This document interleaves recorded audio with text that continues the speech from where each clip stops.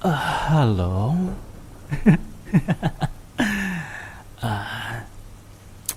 Hmm, Maaf ya kalau tiba-tiba kamu bangun terus ada di ruangan gelap kayak gini.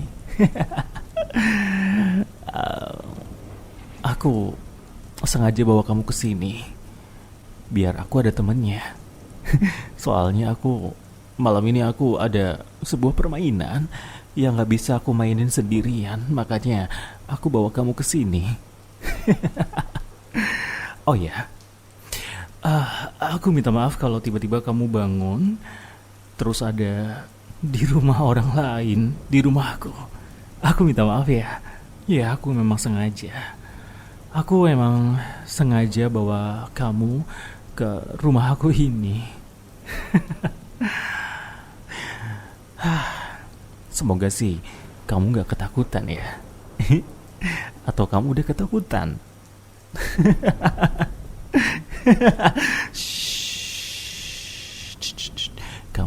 Kamu jangan takut. Nggak apa-apa, nggak apa-apa. Meskipun badan kamu diikat, meskipun mulut kamu dilakban, dan kamu ada di rumah orang yang nyulik kamu, tapi kamu tenang aja, kamu nggak usah panik, nggak usah takut. Aku nggak akan ngapa-ngapain kamu, seriusan. Aku nggak akan ngapa-ngapain kamu hari ini, malam ini. Kamu tenang aja, kamu aman sama aku, oke? Karena malam hari ini aku ada permainan, dan permainan itu bukan permainan yang biasa dilakukan sama orang-orang yang kasar. Enggak, bukan. Aku cuma pengen bermain tanya jawab. Tapi aku nggak tahu sih. Aku nggak tahu bakal kasar atau enggak, tapi kita lihat aja nanti ya. Jadi gimana? Kamu mau main game sama aku kan? Kamu mau main game sama aku kan? Ayo, ayo angkukin kepalanya. Angkukin kepalanya. Ayo. Shh, nggak usah takut, nggak usah takut, nggak usah takut. It's okay. Shh, nggak apa-apa, nggak apa-apa, nggak apa-apa. Nggak apa-apa sayang, cantik ya. It's okay. Nggak apa-apa. Aku cuma usap kepala kamu kan. Cuma usap kayak gini. Ya, nggak apa-apa kan? Kalau aku usap kayak gini, siapa tahu kamu lebih tenang. Kamu lebih ngerasa nyaman di sini.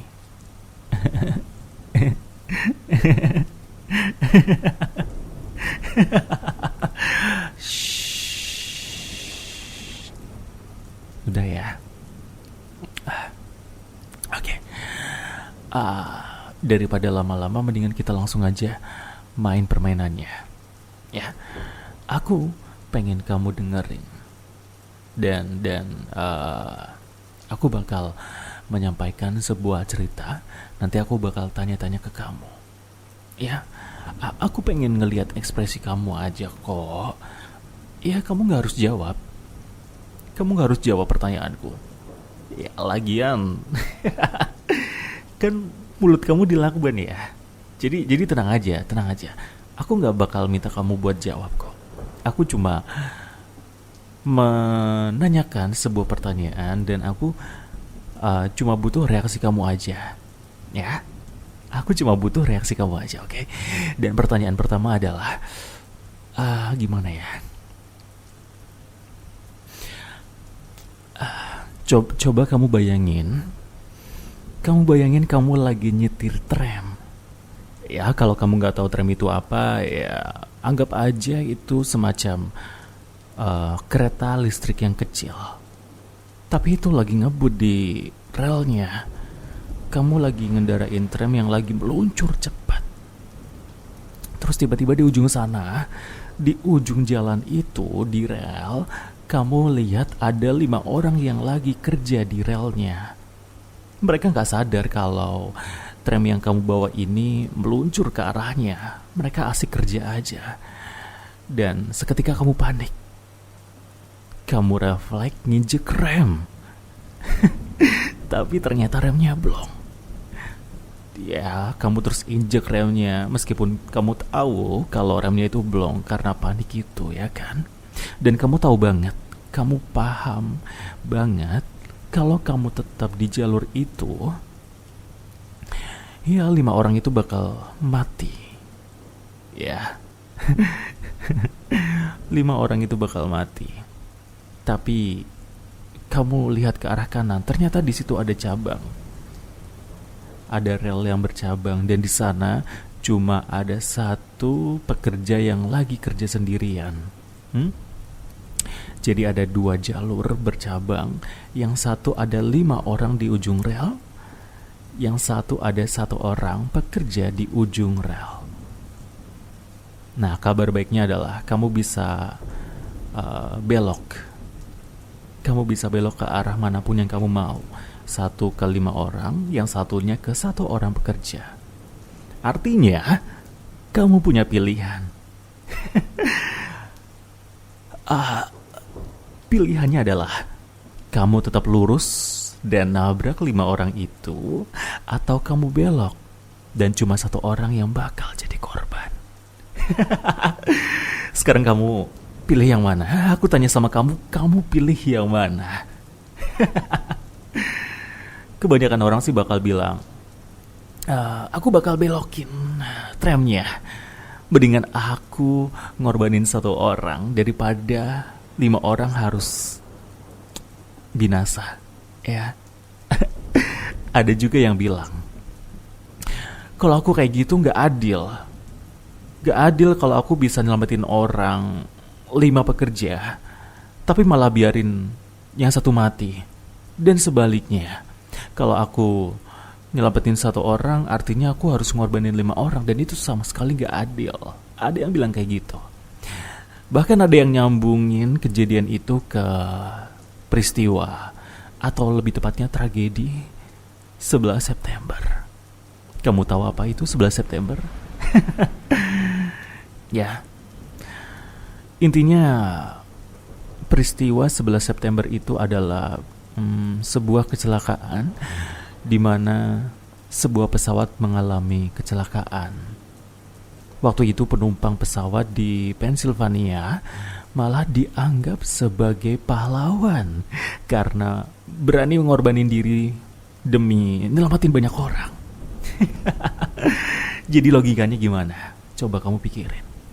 Kalau kamu ngorbanin 1 nyawa, bisa nyelamatin orang yang lain, 5 pekerja itu, ya itu harus kamu lakukan.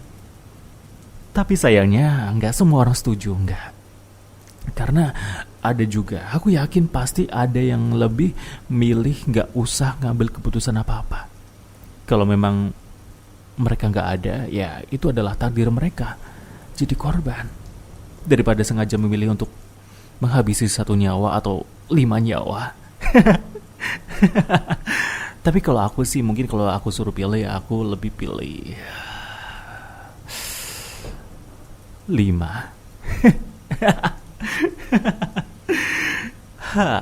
Itu bakal seru sih. Oke, dan sekarang coba kamu bayangin. Kita ubah perspektifnya. Kamu bukan lagi pengemudi tram. No, bukan. Kamu adalah orang lain di situasi itu. Ya, kamu cuma sebagai penonton. Kamu ngelihat kejadian itu dan kamu ada di sebuah jembatan yang menghadap rel. Dan kamu ngelihat rel itu. Di satu sisi ada tram yang melaju cepat dan di sisi yang lain ada 5 orang pekerja yang lagi kerja. Ya.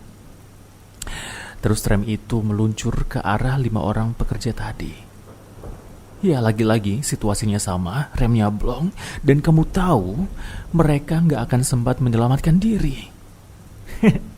Dan kali ini kamu gak bisa ngapa-ngapain. Cuma bisa nonton dari atas jembatan aja. Sampai kamu sadar, di sebelah itu ada seorang pria yang gemuk berdiri. Dan anehnya, kalau kamu dorong dia ke bawah, dia bakal jatuh tepat di jalur tram itu. Dan tubuhnya yang besar itu bisa menghentikan trap itu. Artinya, kalau dia meninggal, kamu korbankan pria gemuk itu, maka 5 orang pekerja tadi bakal selamat. Sekarang aku tanya ke kamu bakal dorong dia atau gimana? Kamu bakal ngorbanin pria gemuk itu biar 5 orang itu selamat, atau kamu ya udah biarin aja. Kita korbankan 5 orang itu biar pria gemuk itu selamat. Kamu pilih yang mana, sayang?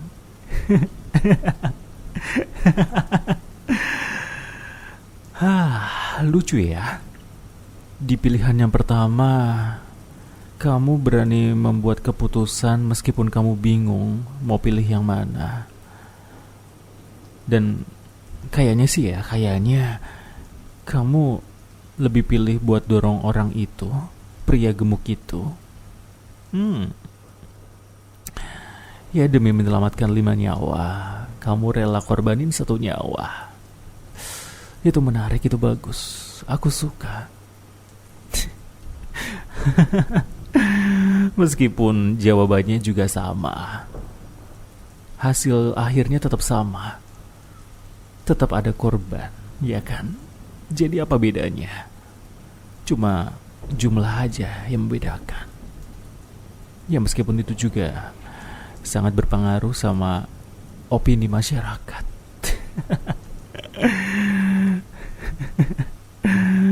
Ya, dari jawaban itu sih udah kelihatan kamu orangnya kayak gimana.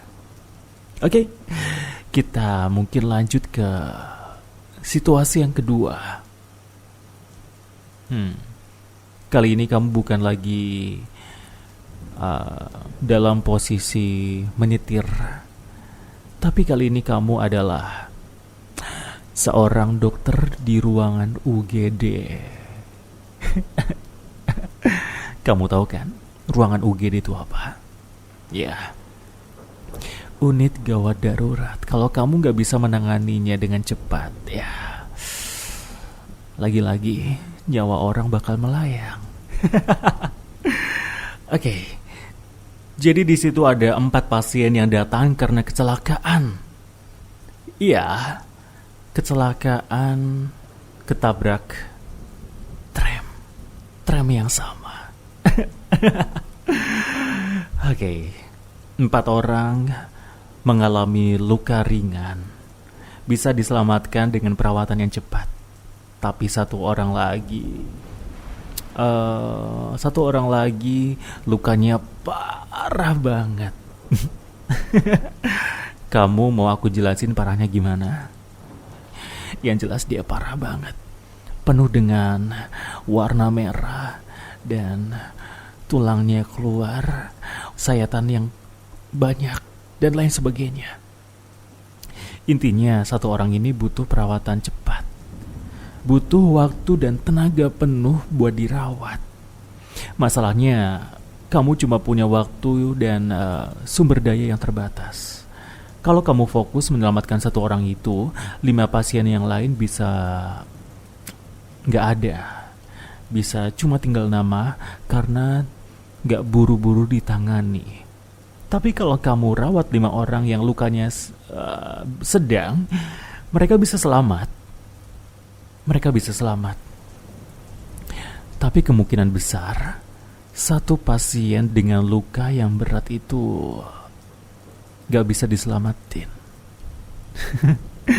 Nah, sekarang kamu pilih yang mana? Kamu lebih pilih selamatin 5 orang dan korbanin 1 orang, atau sebaliknya, kamu selamatin 1 orang ini dan mengorbankan 5 orang lainnya? Jawaban 1 atau jawaban 2? 1, kamu angguk kepala 1 kali. Jawaban 2, kamu angguk kepala 2 kali. Enggak. Tapi jangan dulu. Tunggu dulu. Aku belum selesai main-main sama pikiranmu. Enggak. Jangan dulu.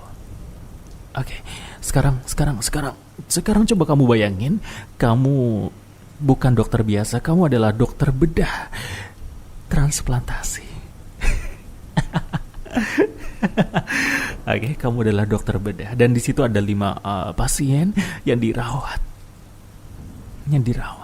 Semuanya kritis dan butuh organ.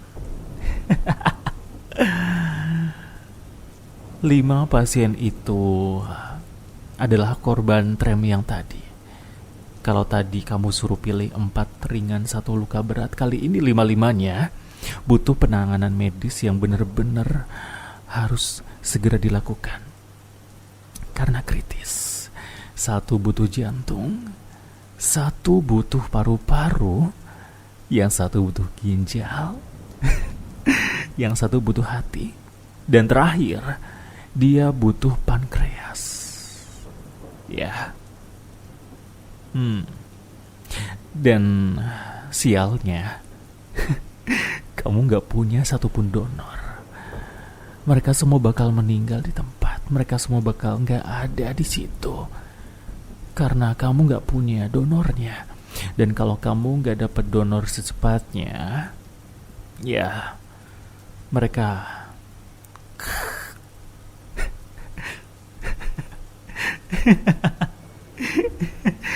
Terus kamu ingat, ada 1 pasien sehat di ruangan sebelah. Ini pasien kamu di sebelah. Dia tuh sehat walafiat. Dia datang cuma buat medical check up. Sekarang dia lagi tidur. Pasien kamu yang 1 yang datang barusan itu lagi tidur. Kamu bisa, ya secara teknis kamu bisa ngambil organ itu buat nyelamatin 5 orang tadi. Yang artinya kalau kamu ngambil organ 1 orang ini, dia bakal mati tapi 5 orang itu bakal selamat. Nah, sekarang aku tanya ke kamu lagi. Kamu pilih yang mana? Pertama, kamu bakal korbanin 1 orang itu buat nyelamatin 5 orang yang sekarat. Atau 2, kamu bakal ngorbanin 5 pasien yang sekarat. Karena 1 pasien itu memang udah sehat dari awal. Kamu pilih yang mana?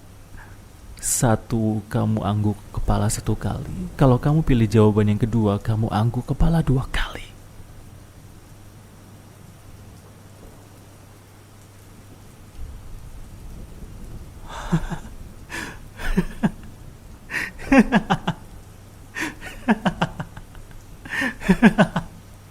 Wah.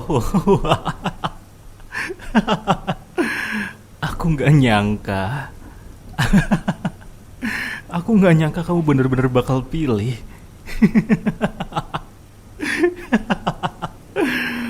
Wah. Wah. Maaf. Aku gak bisa berhenti ketawa.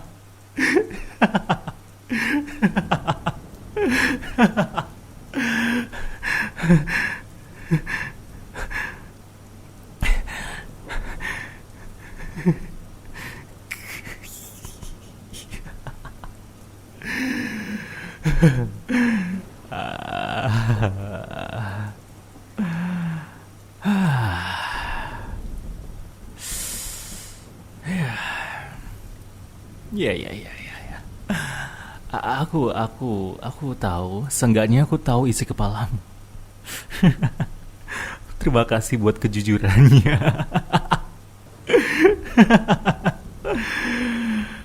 Oke ya. Itu baru lucu. Kamu tahu gak sih? Kamu tahu kan? Mau kamu pilih pilihan yang pertama ataupun yang kedua, itu namanya pembunuhan. Dan kamu bisa-bisanya pilih salah satu dari pilihan itu. Wow. Ya, aku nggak tahu, tapi mungkin kita cocok.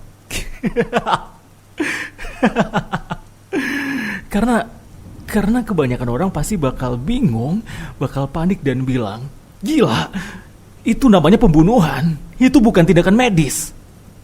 Kayaknya ya. Kecuali semua orang punya pikiran atau otak yang sama kayak kita berdua. Tapi kenapa rasanya beda banget ya?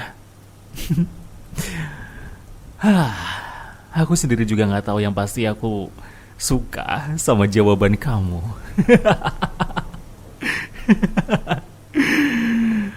Oke. Gimana kalau kita lanjut ke pertanyaan berikutnya?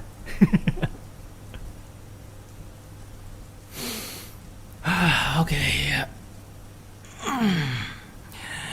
Kita lanjut ke pertanyaan berikutnya. Dan pertanyaannya, ya, kalau aku harus pilih siapa yang bakal hidup? Ini pertanyaan sebenarnya lebih ditujukan ke aku sih. Ini pertanyaan buat aku. Jadi aku pengen kamu dengerin aku sekarang. Aku pengen kamu dengerin baik-baik, oke? Kamu jangan hilang fokus. Jangan sampai fokus kamu berantakan karena sesuatu yang gak aku suka. Jangan sambil baca apapun. Jangan dengerin apapun selain suaraku. Dan jangan ngapa-ngapain selain melihat aku. Aku pengen itu, oke? Serius, aku kali ini serius. Aku pengen kamu dengerin aku baik-baik. Dan aku bakal marah kalau sampai kamu gak fokus ke aku. Kamu ngerti? Kamu paham? Aku bakal tunggu kamu sampai kamu fokus sama aku. Aku bakal tunggu.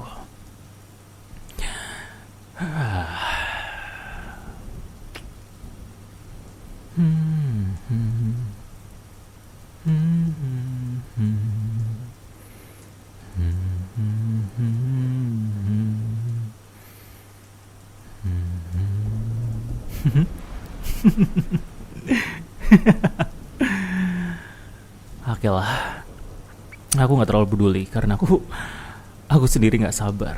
Oke. Pertanyaan selanjutnya. Ya, kamu tahu kan, sebenarnya aku udah sering mikir soal pilihan-pilihan yang berat dalam hidup. Contoh satunya ya kayak cerita Trem tadi. 1 nyawa atau 5 nyawa. Kamu harus pilih yang mana? Atau cerita yang dokter UGD, selamatin 5 nyawa atau 1 nyawa. Kamu gak perlu ragu sama aku. Kamu gak perlu sungkan. Kalau mau tanya sama aku, jawabanku udah jelas. Udah pasti 100% jelas. Aku bakal tetap selamatin kamu. Walaupun itu artinya aku harus ngorbanin semua orang. Aku serius. Aku bakal tetap pilih selamatin kamu apapun yang terjadi. Mau aku ngorbanin 10 orang, 1 desa, 1 kota, aku gak peduli. Jawabanku jelas. Aku bakal pilih selamatin kamu. Ya, jujur ya, itu jawabanku. Kalau seandainya memang kamu ada di sana, kamu masuk ke dalam salah satu pilihan yang tadi aku tanyain, aku gak peduli ada berapa banyak orang di rel itu, yang pasti aku bakal selamatin kamu, apapun yang terjadi. Aku bakal belokin tram itu ke arah manapun, asal kamu tetap hidup. Aku bakal korbanin nyawa yang lainnya. Kalau kamu butuh ginjal, aku bakal ambilin ginjal. Aku bakal dapetin ginjal itu. Kalau kamu butuh paru-paru, aku bakal dapetin donor paru-paru itu dan lain sebagainya. Pokoknya apapun pilihannya, aku bakal pilih kamu. Karena kamu adalah satu-satunya. Aku gak peduli. Aku gak peduli biarpun semua orang bilang itu salah. Itu gak boleh. Atau mungkin itu pembunuhan. Karena buat aku ya kamu satu-satunya yang penting. Buat aku yang lain itu cuma angka. Mereka bisa mati, tapi kamu gak boleh hilang dari hidup aku. Kamu gak boleh hilang dari hidup aku. Ya, kadang aku juga mikir, kalau suatu saat nanti di dunia nyuruh aku buat milih, orang lain bahagia, semua orang bahagia, tapi kamu harus lepasin. Tapi aku harus lepasin kamu, atau sebaliknya. Aku bakal bilang, gak. Aku lebih pilih dunia ini sedih, kebakar sekalian. Tapi aku tetap sama kamu. Aku tahu kedengarannya gila, aku tahu. Tapi itu kenyataannya. Aku gak mau kamu pergi dan gak akan pernah biarin itu. Kamu pikir kamu bisa kabur dari aku kah? Enggak sayang, enggak. Aku selalu tahu kemanapun kamu pergi. Aku tahu siapa aja yang kamu temuin. Dan aku tahu kapan kamu lagi bohong dan lain sebagainya. Dan jangan pikir aku gak bisa ngapa-ngapain soal itu. Kalau soal nyakitin seseorang, aku ahlinya. Aku yang jago di sini. Aku pakarnya mungkin. Kalau mereka nyakitin kamu, aku tahu harus ngelakuin apa. Dan aku udah siap. Dan aku udah mikirin skenario dari semua sisi. Lebih baik aku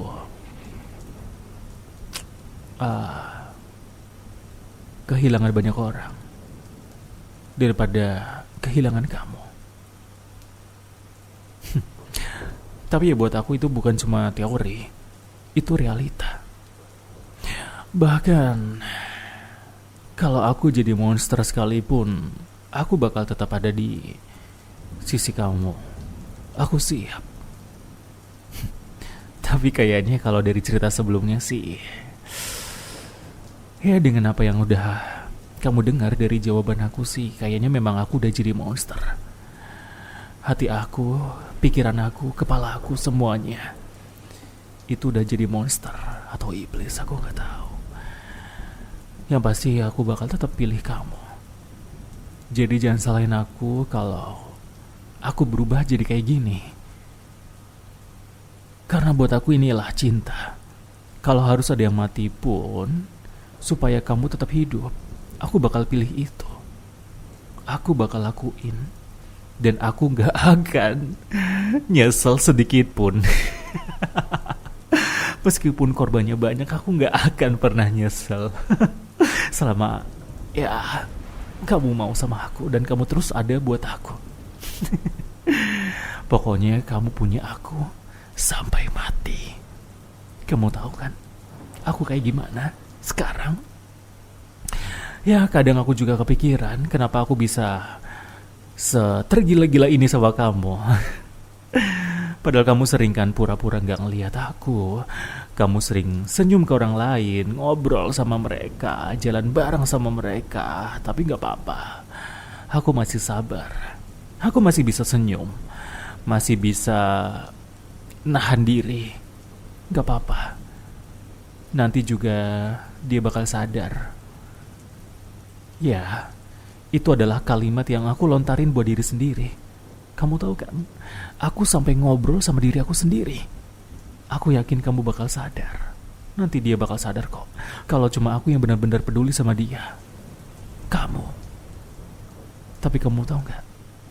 Cinta itu juga ada sabarnya. Dan aku udah di ujungnya sekarang. Aku udah mikir ini baik-baik kok. Aku udah mikir baik-baik. Dan meskipun dunia terus narik kamu menjauh dari aku, maka aku bakal bikin keputusan buat ngejar kamu sampai ke ujung dunia sekalipun. Satu persatu temenmu, mereka semuanya, aku bakal habisin semuanya, mereka. Mungkin mereka juga bilang sama kamu kayak, hati-hati sama dia. Dia itu posesif. Dia itu orangnya obsesi. Dia itu psycho. Dia itu kelainan. Dia itu gak normal. Dia itu penjahat. Semuanya. Aku tahu mereka udah nyebutin banyak hal yang negatif tentang aku. Padahal mereka cuma iri. Karena Kamu punya seorang yang rela ngorbanin segalanya cuma buat kamu, dan itu aku. Dan kamu mulai berubah akhir-akhir ini. Kamu lebih dingin, kamu lebih tertutup. Dan kamu pikir aku nggak lihat itu, ha? Aku nggak tahu. Kamu pikir aku nggak tahu kalau kamu nyembunyiin sesuatu, ha? Aku tahu. Dan sekarang mungkin kamu udah mulai takut sama aku. Ya, tapi itu adalah hal yang wajar. Kadang memang cinta itu menakutkan. Cinta yang sejati memang gak pernah bisa kamu tinggalkan. Tapi cinta sejati itu bakal selalu ngejar kamu kemanapun kamu pergi. Jadi dengerin baik-baik ya. Kalau kamu pernah kepikiran buat ninggalin aku, bahkan sekali aja, maka satu-satunya jalan biar kita tetap bersama adalah aku bakal sekap kamu di sini. Aku udah siapin tempat buat kita yang sepi, tenang. Cuma ada aku sama kamu, gak ada gangguan dari siapapun. Gak ada yang bisa ambil kamu dari aku lagi. Dan kalau kamu mau nangis, aku bakal kasih kamu pelukan. Kalau kamu teriak, aku bakal bisikin kamu. Shh, tenang ya. Sekarang kamu aman.